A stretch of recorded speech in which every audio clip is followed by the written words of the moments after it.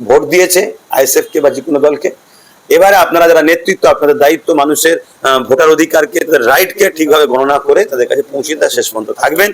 দেশের আইন ব্যবস্থাকে মান্যতা দিয়ে আশা রাখছি কোনো রকম ঝুট ঝামেলা যেমন ভোটের কেন্দ্রে হয়, ভোট হওয়ার সময় হয়নি, গণনা কেন্দ্রও হবে না, নির্বাচন কমিশনারের তবেই কৃতিত্ব হবে। না ভোটটা ভালো করে দিল আর গণনা কেন্দ্র দিনে লুটপাট চুরি হয়ে যাবে, বা এই 3-4 দিন যা রয়েছে চুরি হয়ে যাবে, তাহলে নির্বাচন কমিশনের তাহলে ক্যারিট কিছু রইলো, দাম কি রইলো? এটা নাকি সব চুরি চুরি করতে বেরোচ্ছে, এরকম সোশ্যাল মিডিয়ায় দেখছি, মেন স্ট্রিম মিডিয়াতেও কয়েকটা খবর দেখছিলাম।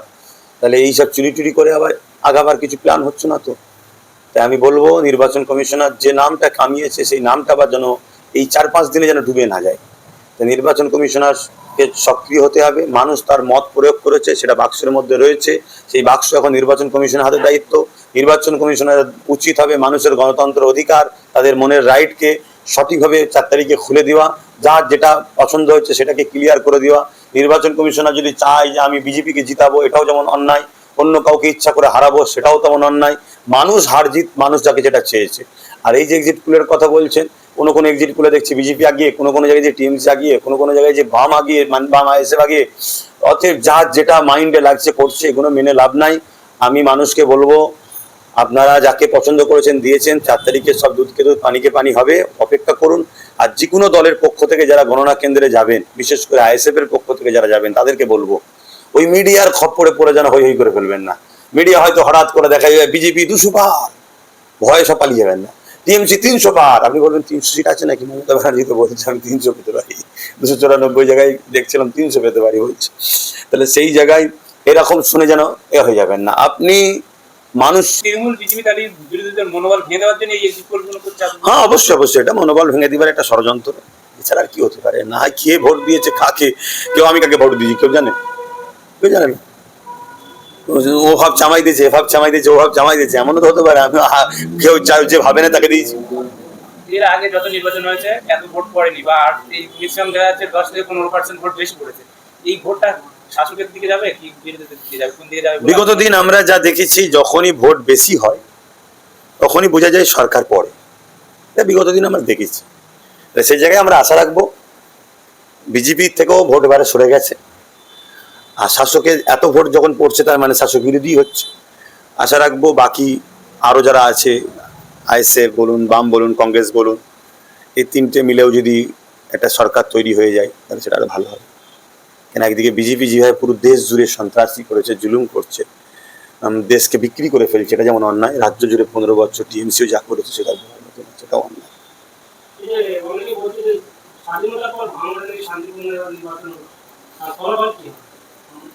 দেখুন ভাঙনের রিপোর্ট আমিও যেটা শুনলাম, খুব ভালোভাবে ভোট হয়েছে, তারা কোনোভাবে জুলুম অত্যাচার হয়নি। কিন্তু রিসেন্ট গতকাল থেকে শুনছি আবার নাকি টিএমসির কিছু ছেলেদের নিজেদেরই দোকান পুড়িয়ে দিয়ে আইএসএফের নামে দোষ দিচ্ছে বা হুমকি চুমকি দিচ্ছে, এমনও বলছে আমরা জিতলেও মারবো, হারলেও মারবো। যেমন বিগত দিন হারার পরও মেরেছে, এরা হুমকি চুমকি দিচ্ছে।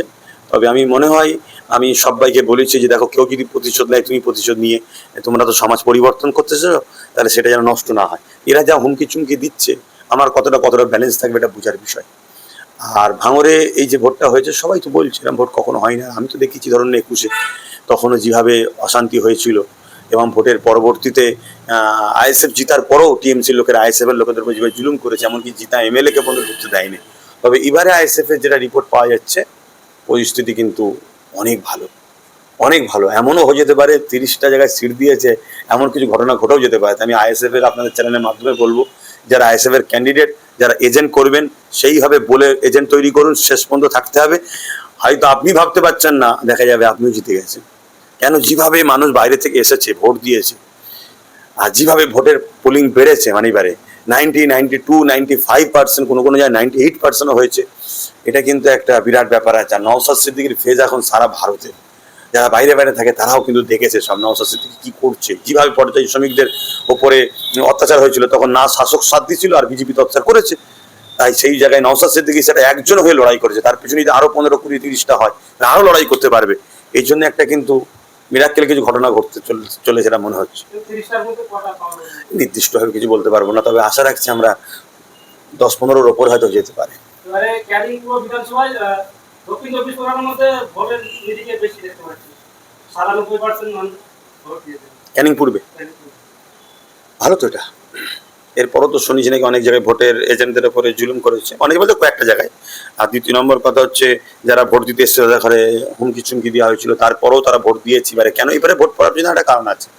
মানুষকে এসআইআর করে যে 2002 যাদের নাম ছিল না, এই যে একটা লিঙ্ক পাওয়া যায়নি, এই একটা ভয় মানুষের মধ্যে কাজ করেছে। কিন্তু 2026 যাদের নাম উঠে গেছে, তাদের কিন্তু লিঙ্কের ব্যাপারটা ক্লিয়ার হয়ে গেছে। তারপরেও কিন্তু মানুষের মধ্যে একটা ভয় কাজ করেছে। ভোট দেওয়া দরকার, আপনি দেশে বাস করেন, আপনার একটা ভোটেতে একটা ভালো নেতা নির্বাচন হতে পারে। সেই জায়গায় ভোটটা এবার অনেক পড়েছে। আর যত পড়বে আমি বললাম তত কিন্তু শাসকের জন্য যে ছিল বিগত দিন বাংলায়, তার জন্য ক্ষতি। আর এটুকু বলতে পারি, বিজেপি থেকে কিন্তু ভোট সুইং হয়েছে বামেতে, যেটা এবারে করেছে। বামরা অনেক খেটেছে, অনেক মেহনত করেছে। মুখ্যমন্ত্রী যেভাবে রাত থেকে পাহারা দিচ্ছে এই জিনিস, এটা অ্যাকচুয়ালি পাহারা দিচ্ছে না সব জায়গাতে, তার কর্মীদেরকে না দিয়ে আবার অন্য কিছু করতে চাইছে, সেটা ওটা বোঝার বিষয়। সেটা একটু ভেরিফাই করে দেখতে হবে। দিল্লির মতন কি বিজেপি হাত করে দিতে চাইছে? না, এটা তো অনেক আগে থেকেই বলেছি। দিল্লিতে যেমন সরকার ছিল কেজরিওয়াল, কংগ্রেসকে কেউ সরাতে পারছিল না। কেজরিওয়াল সেকুলার একটা মুখ দেখিয়ে এই দেবো করে আসলো, লাস্টে বিজেপিকে তুলে দিল। এই রাজ্যেও বামকে কেউ সরাতে পারছিল না, বিজেপি আসতে পারছিল না। বামকে বিজেপি সরাতে চেয়েছে, আসতে পারছিল না। তখন সেই জায়গায় এই সেকুলার একটা মুখ দেখিয়ে মমতাকে এনে হয়তো বা তুলে দিতে চাইছে, হতে পারে। কিছু আপনারা বলছেন সবাই, হ্যাঁ, এই সংখ্যাটা বেশি। কিন্তু আপনারা কার হাত ধরবেন? না না, আমার ত্রিশঙ্কু বলতে তো আমরা বাম এসব ধরনের জোট হয়েছে, কংগ্রেস সাথে চলে গেলে মিডিয়া। আপনারা কি অত সিদ্ধান্ত পারবেন কংগ্রেস? আপনারা এই সমীক্ষা তো দেখাচ্ছে, অনেক জায়গায় দেখাচ্ছে, বামেদের দিকে বলছি তো ব্যাপক ভোট ঘুরেছে।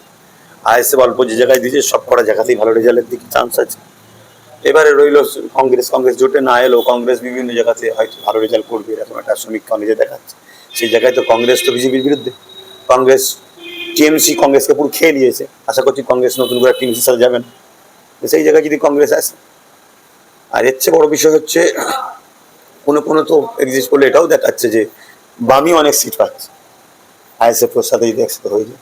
আপনারা তিনজন মিলে সরকার না করতে হলে বিজেপি ফেরা থেকে তৃণমূলের সাথে করতে পারেন। আপনি তো দলের চেয়ারম্যান। আমি চেয়ারম্যান, দুই চেয়ারম্যান, পঞ্চাশ টাকা। ও উত্তর দিতে পারবে। তো আমাকে যদি জিজ্ঞেস করেন নতুন করে ভোট করা দরকার, তো দিদি মোদির সাথ দেওয়া উচিত না, এই যে আপনার একটা তাদের কে ছেড়ে দাও। আপনার একটা ভিডিও ভাইরাল হচ্ছে, আপনি কাজের সিদ্দিকীর সাথে সম্পর্ক ত্যাগ করেন, কিন্তু তার পাল্লা দেখতে পাচ্ছি নওশাদ সিদ্দিকী, তন্ময় এবং পাশে বসে আছে, সেটা নিয়ে একটা বিতর্ক তৈরি হয়েছে। সেটা নওশাদকে জিজ্ঞেস করুন। তবে কাসেমের সাথে আমি বিতর্ক করেছি, টিএমসির কাসেমের কথা বলছেন তো। হ্যাঁ, ও যেভাবে মিথ্যাচার করে আমার পরিবার এর মান সম্মান ডুবিয়েছে, যেটা একটা এই পরিবারের একটা বিশাল খ্যাতি সুনাম আছে, সেটা অনেকটা দুঃখজনক। আর দ্বিতীয় নম্বর কথা, ওর নিয়ে যখন আমি সম্পর্ক শেষ করে দিয়েছি, নতুন করে টিএমসির কাসেমকে আর কিছু বলতে চাইছি না। বলছিলাম যে আপনার ভাই কাসেম সিদ্দিকী যে বাবুল সুপ্রিয়, তিনি মেরেছিল মুসলিমদের রক্ত তার হাতে লেগে আছে, তার হাত ধরে প্রচার করছে, তাহলে আপনার ভোট হয়ে গেছে, ভোট হয়ে গেছে, এখন বাক্সে রয়েছে। এরকমও খবর পাওয়া যাচ্ছে, গতকাল রাত্রি 400-500 জন মিলে গিয়েছিল। কিছু করা যায় কি, কতটা কি করতে পেরেছেন আপনি যে খবর পেয়েছেন? ট্রাকের সাথে তাকে নাকি গাড়ি চাপা দিয়ে মেরে দেওয়ার চেষ্টা করছে। আমার কাছে এরকম কোনো খবর আছে, পাই না। এবারে যে রাজনীতিটা হলো, কিছু জায়গায় খুব সামান্য কিছু অশান্তির খবর পাওয়া গেছে। তবে যেভাবে বিগত বারের ভোটগুলো গেছে, সেরকম কিছু হয়নি, এটা সবাই বলছে। আর আমি তো ঠিক সেইভাবে বাইরে ছিলাম না, আমি একটু মানুষের থেকেই খবর পেয়েছি। তবে আমি এতটুকু মনে করি, এই যে শান্তির পিছনে তাহলে নির্বাচন কমিশনারের সক্রিয়তা এবং প্রশাসন যে সক্রিয়তা ভূমিকা নিয়েছে, সেটাই তাহলে বিগত দিনে যতগুলো অশান্তি হয়েছে তার পিছনে তাহলে নির্বাচন কমিশনারের একটা ভূমিকা রয়েছে অশান্তির পিছনে। নির্বাচন কমিশনার চাইলে যদি অশান্তি না হয়, তাহলে বিগত দিন নিশ্চয়ই নির্বাচন কমিশনার চাইনে অশান্তি রুখবো। তাই এত মার্ডার হয়েছে, এত খুন হয়েছে, কত মায়ের কোল খালি হয়েছে, কত দাঙ্গা হয়েছে, কত ফাসাদ হয়েছে। পঞ্চায়েত ভোট যদি এইভাবে হতো, তাহলে আজকে ভাঙড়ের সন্তানগুলো, তাহলে মা, পরিবার, বাচ্চা হারা হতো না। এই জায়গায় বলবো, আগামী দিন যত নির্বাচন হবে এইভাবে কড়াকড়িভাবে হোক, যাতে মানুষ তার গণতান্ত্রিক অধিকার, মানুষের পছন্দ, যাকে পছন্দ হয় তাকে ভোট দেবে। সেটা আইএসএফ এর পক্ষে যাক আর যে কোনো দলের পক্ষে যাক, যাকে ভালো লাগে তাকে দেবে, এটাই আশা রাখবে। এই এক্সিট পোল 7 তারিখ অনুমান, তার আগে বিভিন্ন সংস্থা তারা এক্সিট পোল দেখাচ্ছে এবং বিজেপি সব জায়গায় এগিয়ে। অনেক জায়গায় দেখা যাচ্ছে রাত্রি